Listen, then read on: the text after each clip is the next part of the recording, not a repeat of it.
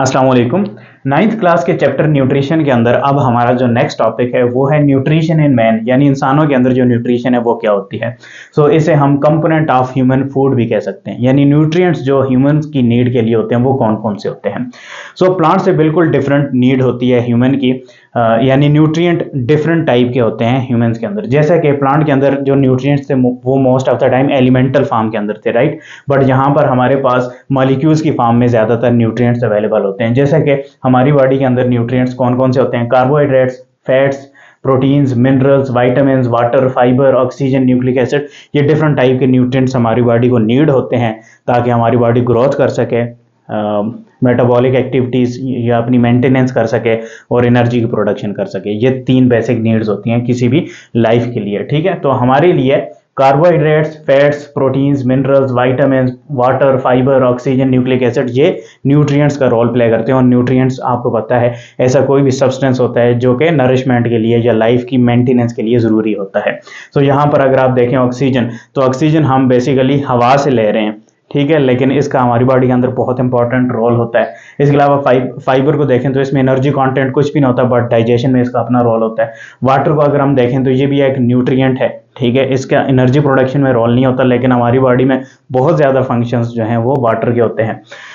तो बारी बारी ये जो डिफरेंट न्यूट्रिएंट्स हैं इनको डिस्कस करते हैं। ऑक्सीजन और nucleic acid I think discuss नहीं होंगे आपके इस चैप्टर के अंदर, तो इसलिए मैंने थोड़ा सा आपको बता दिया। न्यूक्लिक एसिड आपके डीएनए का पार्ट होते हैं, ठीक है।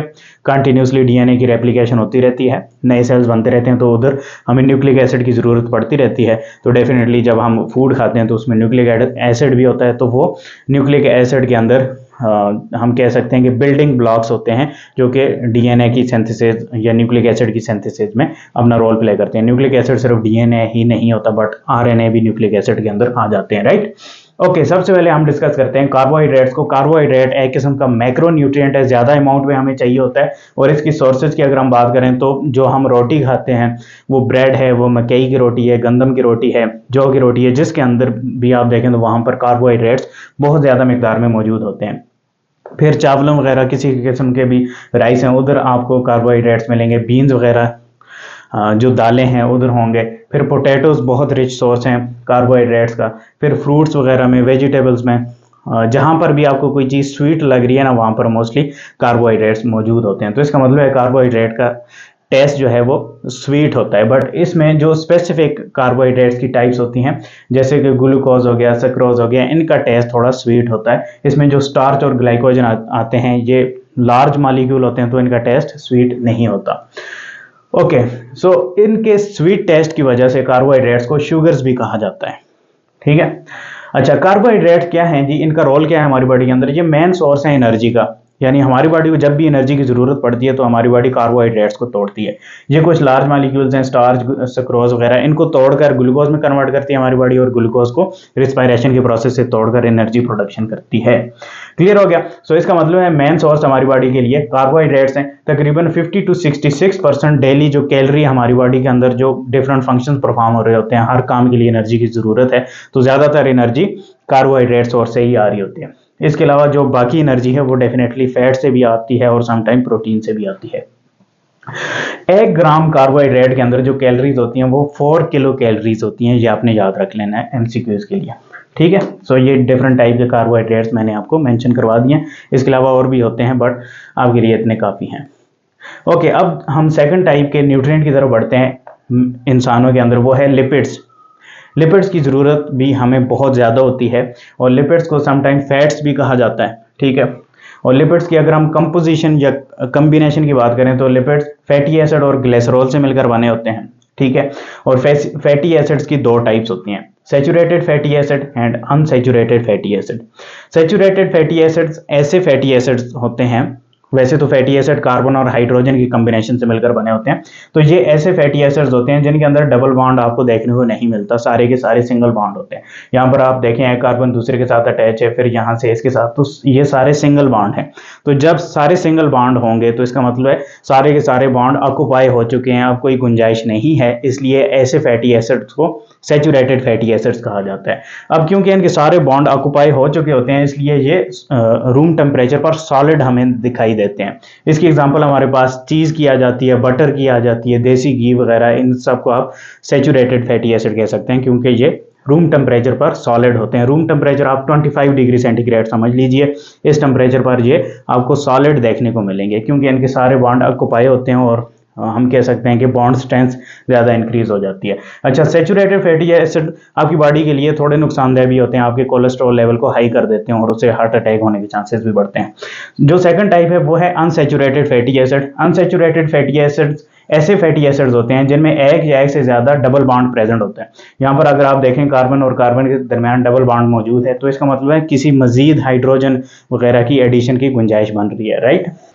ओके, सो अनसैचुरेटेड फैटी एसिड्स को जब हम देखते हैं तो रूम टेम्परेचर पर ये लिक्विड होते हैं क्योंकि डबल बॉन्ड मौजूद होता है। जितने ज़्यादा डबल बॉन्ड होंगे उतना ज़्यादा लिक्विड होगा। इसके अंदर हमारे पास वेजिटेबल ऑयल की एग्जांपल आ जाती है, और जो आप सर पर लगाते हैं डिफरेंट ऑयल्स, उसमें ऑयल यानी जो लिक्विड है रूम टेम्परेचर पर जितने भी ऑयल्स वो क्या हैं, अनसैचुरेटेड फैटी एसिड्स हैं। तो अगर आप अनसैचुरेटेड फैटी एसिड्स फूड में खाते हैं तो इनके कम नुकसान है as compare to saturated fatty acid. Clear हो गया। ओके, लिपिड्स या फैट्स को अगर हम देखें तो 1 ग्राम लिपिड्स के अंदर 9 किलो कैलोरीज एनर्जी मौजूद होती है। तो इसका मतलब है ये डबल है कार्बोहाइड्रेट से, यानी फैट के अंदर एनर्जी ज्यादा होती है, डबल से भी 1 पॉइंट और ऊपर आप कर लें। क्लियर है। सोर्सेज की अगर हम बात करें तो लिपिड्स हमारे पास दूध वगैरह के अंदर लिपिड्स मौजूद होते हैं, बटर, चीज़, फिर घी वगैरह जो होता है, फिर अंडे हो गए, नट्स हो गए, मीट, गोश्त वगैरह, चर्बी वाला जो गोश्त होता है, सब के अंदर आपको फैट मिलता है। क्लियर हो गया। सो ये लिपिड्स के बारे में काफ़ी इंफॉर्मेशन हमने स्टडी कर ली है। अब हम थर्ड टाइप के मैक्रो न्यूट्रिएंट की तरफ बढ़ते हैं जिसे प्रोटीन्स कहा जाता है। प्रोटीन्स याद रखिए सबसे इंपॉर्टेंट न्यूट्रिएंट आप बॉडी के लिए कह सकते हैं, ठीक है। So protein building blocks of body है। आपकी बॉडी के अंदर ज़्यादातर जो स्ट्रक्चर्स हैं वो प्रोटीन से ही मिलकर बनी होती हैं। लिपिड्स, कार्बोहाइड्रेट और प्रोटीन के फंक्शंस को थोड़ा यहाँ पर भी स्टडी करेंगे, ठीक है। सो प्रोटीन्स क्या हैं, बिल्डिंग ब्लॉक्स हैं हमारी बॉडी के लिए, और प्रोटीन्स मिलकर बनी होती हैं अमाइनो एसिड से। हमारी बॉडी में तकरीबन 20 अमाइनो एसिड्स होते हैं जो डिफरेंट कम्बिनेशन से मिलकर डिफरेंट टाइप की प्रोटीन्स बनाते रहते हैं। प्रोटीन की अगर सोर्सेज की हम बात करें तो गोश्त वगैरह में प्रोटीन आपको मिलेगी, अंडों के अंदर होती है, ग्रेन्स वगैरह के अंदर होती है, बीन्स जो होते हैं जैसे लोबिया वगैरह, इनके अंदर आपको प्रोटीन मिलेगी। डेयरी प्रोडक्ट्स वगैरह में, दूध में, चीज़ में, इन सब में भी आपको प्रोटीन मिलेगी, और नट्स वगैरह में भी प्रोटीन प्रेजेंट होती है। क्लियर हो गया। ओके, अगर हम एनर्जी की बात करें तो प्रोटीन के अंदर भी जो 1 ग्राम प्रोटीन होती है उसमें 4 किलो कैलोरीज एनर्जी मौजूद होती है। इसका मतलब है कार्बोहाइड्रेट और प्रोटीन की एनर्जी सेम है। 1 ग्राम कार्बोहाइड्रेट को आप अगर लें या प्रोटीन को लें तो वो 4 किलो कैलोरी एनर्जी प्रोड्यूस करेंगे, जबकि लिपिड्स की नंबरिंग जो है एनर्जी की डबल हो जाती है। क्लियर है। सो एनर्जी यूज के लिए हमारी बॉडी सबसे पहले क्या कर रही है, कार्बोहाइड्रेट को एनर्जी के लिए यूज करती है। अगर कार्बोहाइड्रेट कम हो जाए या ना हो तो फिर क्या करती है हमारी बॉडी, लिपिड्स को तोड़ती है एनर्जी के लिए, और लिपिड्स यानी फैट टूटता रहता है। तो आप देखेंगे जब हम एक्सरसाइज करते हैं, मोटे बंदे क्या करते हैं, पहले पतले होते हैं, और फिर पतले होने के बाद भी अगर वो एक्सरसाइज और फूड अच्छा नहीं ले रहे और बहुत ज़्यादा एक्सरसाइज कर रहे हैं तो उनके मसल्स भी गिरना शुरू हो जाते हैं। उसकी वजह यह है कि लिपिड्स के बाद हमारी बॉडी प्रोटीन को भी एनर्जी प्रोडक्शन के लिए यूज़ करती है। तो हमें ऐसा नहीं करना कि प्रोटीन को नहीं तोड़ना, सिर्फ फैट को तोड़ना है एक्सरसाइज के दौरान। क्लियर हो गया। ओके, अब इन तीनों के ज़रा फंक्शन को दोबारा देख लेते हैं। फंक्शन में कार्बोहाइड्रेट का जो मेन फंक्शन है वो क्या है, एनर्जी प्रोडक्शन। यानी जो हम फूड खाते हैं उसमें कार्बोहाइड्रेट है, वो बेसिकली हम एनर्जी प्रोडक्शन के लिए खा रहे होते हैं। फिर अगर हम लिपिड्स को देखें तो लिपिड्स डेफिनेटली एनर्जी प्रोडक्शन का तो काम इनका है ही, लेकिन इसके अलावा जो सेल मेम्ब्रेन्स होती हैं, सेल की अपनी जो मेम्ब्रेन है या उसके अंदर जो ऑर्गेनेलीज की मेम्ब्रेन्स है उसके अंदर भी लिपिड्स मौजूद होते हैं। सो सेल मेम्ब्रेन की सिंथेसिस में भी हमें लिपिड्स की ज़रूरत पड़ती है। इसके अलावा कुछ हार्मोन्स ऐसे होते हैं जो कि लिपिड्स होते हैं, जैसे जिन्हें हम स्टीरॉयड हार्मोन्स कह सकते हैं। सो हार्मोन्स की प्रोडक्शन में भी लिपिड्स की ज़रूरत पड़ती है हमारी बॉडी के अंदर। और नर्व सेल्स स्पेशली जिन्हें हम ग्लियल सेल्स बोलते हैं, या नर्व सेल्स के ऊपर जो माइलिन शीथ होती है, यानी हम चर्बी की एक शीथ सी होती है, एक कवरिंग सी होती है, वो भी फैट्स या लिपिड से मिलकर बनी होती है, जिससे नर्व सिग्नल आसानी के साथ और अच्छे से ट्रेवल करता है। क्लियर हो गया। सो बहुत इंपॉर्टेंट फंक्शंस हैं लिपिड्स के। प्रोटीन्स के फंक्शन की अगर हम बात करें तो सबसे ज़्यादा फंक्शंस प्रोटीन्स के हैं। साइटोप्लाज्म के अंदर आपको प्रोटीन मिलेगी, मेम्ब्रेन्स के अंदर प्रोटीन मौजूद होती है, ऑर्गेनेलीज प्रोटीन से मिलकर बने होते हैं, लिगामेंट्स होते हैं जो बोन्स और बोन्स को आपस में कनेक्ट करते हैं। फिर मसल्स, आपकी बॉडी के अंदर जितने भी मसल्स हैं वो प्रोटीन से मिलकर बने होते हैं। टेंडन्स जो मसल्स और बोन्स को आपस में कनेक्ट करते हैं, ये भी प्रोटीन से मिलकर बने होते हैं। और एंजाइम्स आपकी बॉडी के अंदर प्रोटीन्स होते हैं, बहुत ज़्यादा हार्मोन्स प्रोटीन्स होते हैं। तो प्रोटीन्स बहुत ज़्यादा आपकी बॉडी के अंदर मौजूद होते हैं और उनके अपने अपने रोल्स होते हैं। क्लियर हो गया? सो होपफुली ये 3 मैक्रो न्यूट्रिएंट्स आपको अच्छे से समझ आ चुके होंगे। मैं दोबारा से रिवाइज कर लेता हूं ताकि आपको दोबारा अच्छे से समझ आए। और अगर आपको इनके बारे में मजीद डिटेल हासिल करनी है तो ऑलरेडी इन पर मैंने डिटेल लेक्चर्स भी बनाए हुए हैं। सो 9th के लेवल के लिए इतना काफ़ी है। कार्बोहाइड्रेट्स को हम शुगर्स भी बोलते हैं, इनका टेस्ट थोड़ा स्वीट होता है और ये एनर्जी का मेन सोर्स होते हैं। हमारे तकरीबन 50 to 66% जो डेली की एनर्जी नीड होती है वो कार्बोहाइड्रेट से ही पूरी होती है।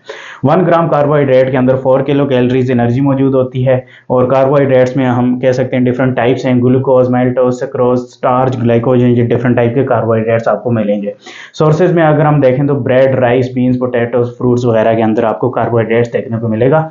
और इन्हें जब हम खाएंगे तो बेसिकली हम कार्बोहाइड्रेट को खा रहे हैं। डेफिनेटली इनके अंदर साथ साथ लिपिड्स और प्रोटीन्स वगैरह भी प्रेजेंट होते हैं। लिपिड्स की तरफ अगर हम बढ़ें तो इन्हें फैट्स भी कहा जाता है और ये फैटी एसिड और ग्लिसरॉल से मिलकर बने होते हैं। फैटी एसिड की बेस पर इनकी 2 टाइप्स होती हैं, saturated fatty acids, unsaturated fatty acids.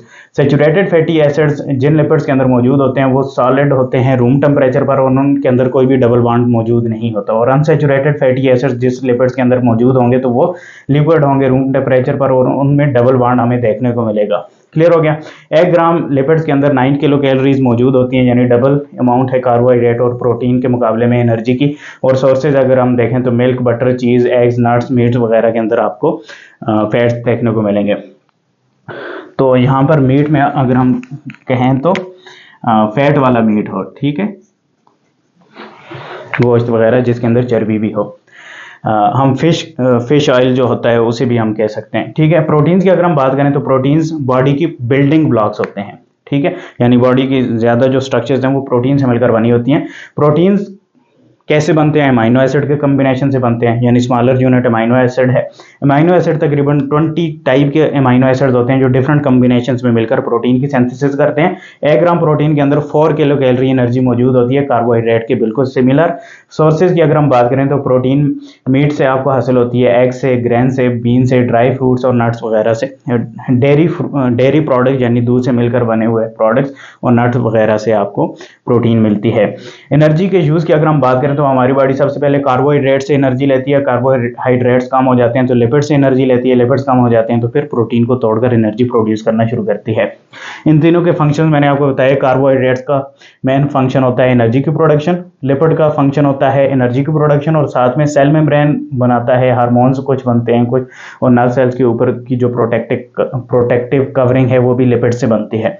Proteins के बहुत से ज़्यादा फंक्शंस है, एनर्जी प्रोडक्शन भी है और साइटोप्लाज्म के अंदर आपको प्रोटीन मिलेगी। मेम्ब्रेन्स बनाने के लिए आपको प्रोटीन की ज़रूरत पड़ेगी, ऑर्गेनेलीज की मेम्ब्रेन्स और स्ट्रक्चर्स बनाने के लिए प्रोटीन की ज़रूरत पड़ेगी, लिगामेंट्स की सिंथेसिस के लिए प्रोटीन चाहिए, मसल्स की फॉर्मेशन के लिए प्रोटीन चाहिए, टेंडन्स के लिए प्रोटीन चाहिए, एंजाइम्स के लिए प्रोटीन चाहिए, हार्मोन्स के लिए प्रोटीन चाहिए। सो हर चीज़ इन सारी स्ट्रक्चर्स के लिए आपको प्रोटीन की ज़रूरत पड़ती है। सो प्रोटीन से ही ये स्ट्रक्चर्स मिलकर बनते हैं। क्लियर है? ओके, अब आगे बढ़ते हैं और एक और टाइप के न्यूट्रिएंट की तरफ बढ़ते हैं जिन्हें मिनरल्स कहा जाता है, जो कि एलिमेंटल फॉर्म के अंदर होते हैं। सो मिनरल्स बेसिकली इनऑर्गेनिक एलिमेंट्स होते हैं जो आपकी बॉडी खुद नहीं बना सकती, ठीक है, और बाहर से हम इन एलिमेंट्स को ले रहे होते हैं। इसमें 2 टाइप्स हैं, मेजर मिनरल्स हैं और कुछ ट्रेस मिनरल्स हैं। जैसे कि प्लांट के अंदर मैक्रो न्यूट्रिएंट और माइक्रो न्यूट्रिएंट्स थे मिनरल्स की बेस पर, यहाँ पर मिनरल्स मेजर मिनरल्स हैं और ट्रेस मिनरल्स हैं।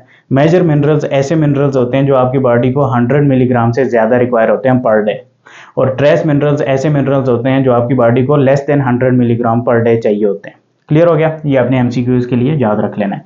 अब मेजर मिनरल्स की लिस्ट यहाँ पर मैंने बना रखी है, उसे देखते हैं, और कुछ ट्रेस मिनरल्स हैं वो मैंने यहाँ पर लिख रखे हैं और इनके रोल देखते हैं हमारी बॉडी के अंदर फंक्शन क्या होता है।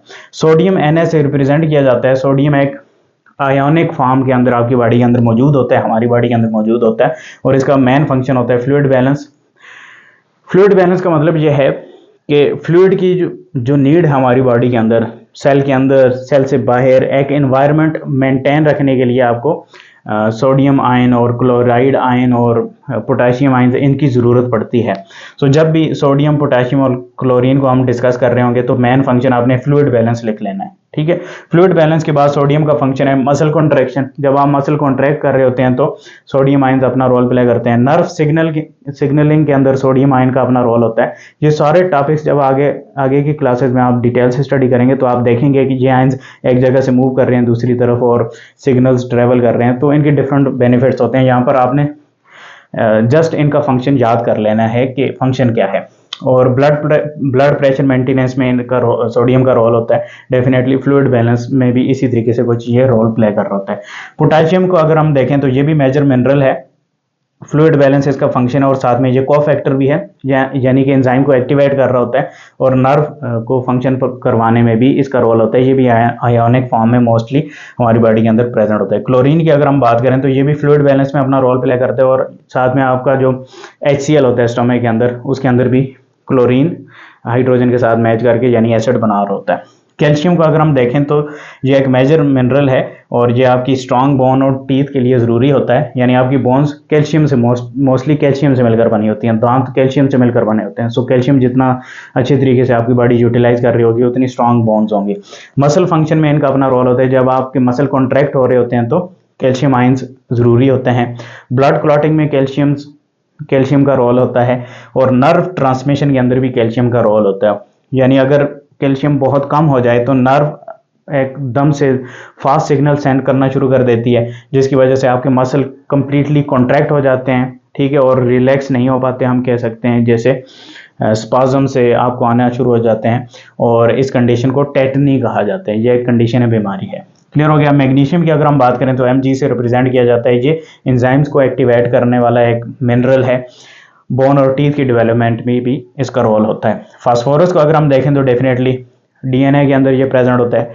ATP एनर्जी प्रोडक्शन में, ATP की सिंथेसिस में इसका रोल है और बोन की मेंटेनेंस में भी इसका रोल होता है। ट्रेस मिनरल्स में अगर हम बात करें जो कम अमाउंट में चाहिए, उसमें आयरन बहुत इंपॉर्टेंट मिनरल है। कम अमाउंट में चाहिए लेकिन बहुत इंपॉर्टेंट है। क्यों? ऑक्सीजन की ट्रांसपोर्ट आयरन करवा रहा होता है। आयरन बेसिकली हीमोग्लोबिन का पार्ट है। सो अगर आयरन नहीं होगा तो हीमोग्लोबिन सही से फंक्शन नहीं करेगा, जिसकी वजह से एनीमिया की कंडीशन डेवलप होगी, जिससे आपकी बॉडी को थकावट होने लगेगी, आपका रंग जो है वो पीला पड़ना शुरू हो जाएगा, ठीक है, और ऑक्सीजन और ज़्यादा सांस फूलने लगेगी और डेफिनेटली आपकी बॉडी के अंदर रेड ब्लड सेल्स की कमी होना शुरू हो जाएगी। जिंक को अगर हम देखें तो ये एक और इम्पॉर्टेंट ट्रेस मिनरल है जिसका फंक्शन इम्यून फंक्शन में होता है, ग्रोथ, इंसुलिन फंक्शन में, ठीक है। इंसुलिन यानी पेनक्रियास जो इंसुलिन सिक्रीट कर रहा होता है। फिर कॉपर आ गया जो कि एंजाइम का एक कोफैक्टर है, Cu से इसे रिप्रेजेंट किया जाता है। इसके अलावा कुछ और भी ट्रेस मिनरल्स होते हैं जो मैंने नोट्स बना रखे हैं, उसमें मैंने कुछ मेंशन कर रखे हैं।